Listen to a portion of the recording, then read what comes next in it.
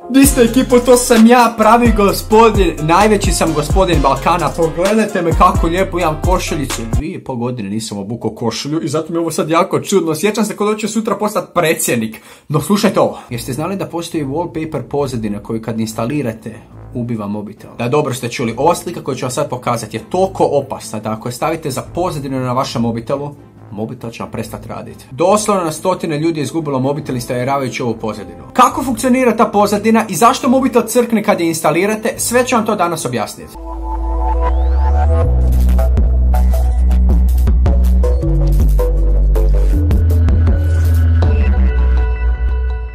I na kraju videa, da ne bude da je ova pozadina fake, ja ću instalirati tu pozadinu na svoj mobitel. Na ovaj mobitel na kojem sad snimam, ja ću instalirati na moj jedini mobitel. Doslovno ću snimati sve sa kompjuterom, sa web kamerom kompjutera da vidite da ovo stvarno, ova pozadina da stvarno ubija mobitele. Da, dobro ste čuli, bit ću toka budala da ću na svoj jedini mobitel koji imam isprobati tu pozadinu. Zato molim vas, ostavite like na ovom videu i sažaljenja. Hvala vam. Sad kad smo to...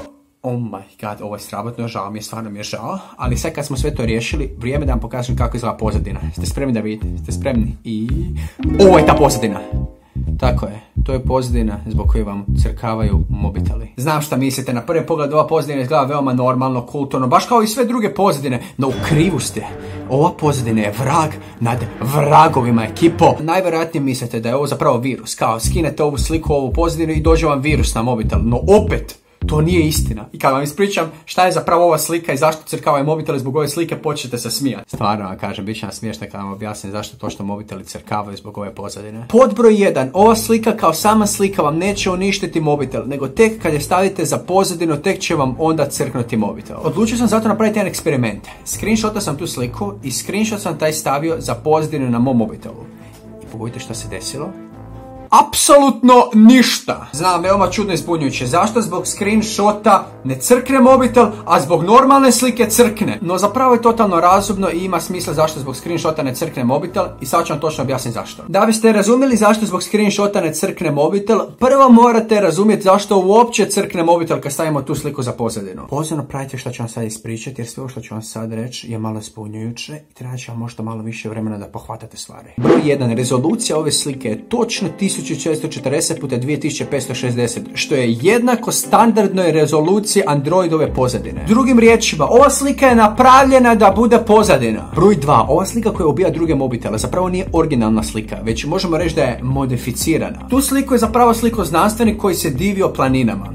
Znam šta mislite, čudan fetiš da se nekom sviđaju planine. Ok, ako ti se sviđa pas ili mačka, ali planine, jao. Stvar broj 3. Kako i zašto točno crkne mobitel? E pa sad ću vam reći, no da biste skužili prvo moram nešto pokazati. Pogledajte ovo. Na ovom ovdje dijagramu možete vidjeti sve boje koje čovjek može vidjeti. Vidite ovaj trokut. Taj trokut vam pokazuje sRGB prostor boje. To je neka minijaturna mala verzija cijelog spektra boja koju čovjek može vidjeti. No nebitan dio je taj da Android mobitele mogu prepoznati samo i isključivo ove sRGB boje. Znači Android mobitel ne može prepoznati cijeli spektar boja kao mi ljudi. Stvar broj 4, i ovdje nastaje problem, je tada je ova slika nekako uspjela biti napravljena u puno većem Adobe RGB spektru boja, koji, ako ste me dobro slušali, Android mobiteli ne mogu prepoznati jer imaju preveliki spektar boja. Android mobiteli jednostavno nisu dovoljno jaki da pročitaju te boje. No pitanje je sada kako je apsolutno normalna slika mogla tek tako preći iz Android sRGB-a u Adobe RGB.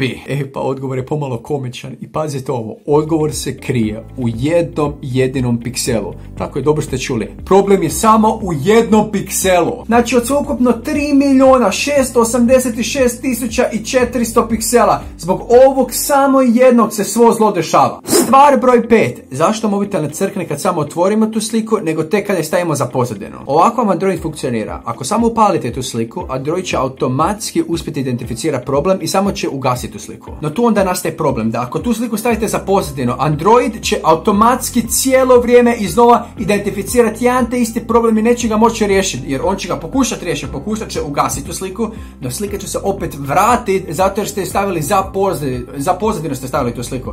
Drugim riječima, ta slika neće moći biti ugašena i Android će imati zauvijek beskonačno jedan te isti problem koji će pokušavati rješavati. I tako vam crkne mobitela.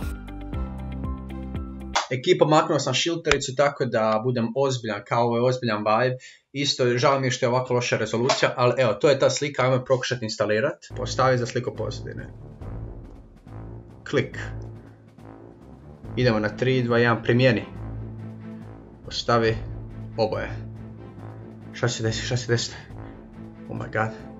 Šta je ovo?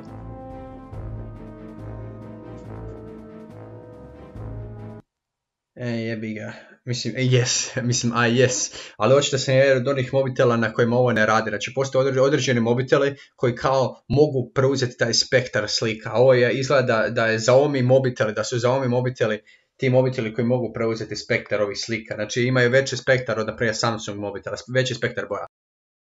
Eto ekipa, to je to, hvala svima što ste gledali. Znači, pokušam da mi mobitel crkne za vas. Meni nije crkao, ja sam siguran. Uživajte mi, hvala svima što ste gledali. Sve vas volim i peace out.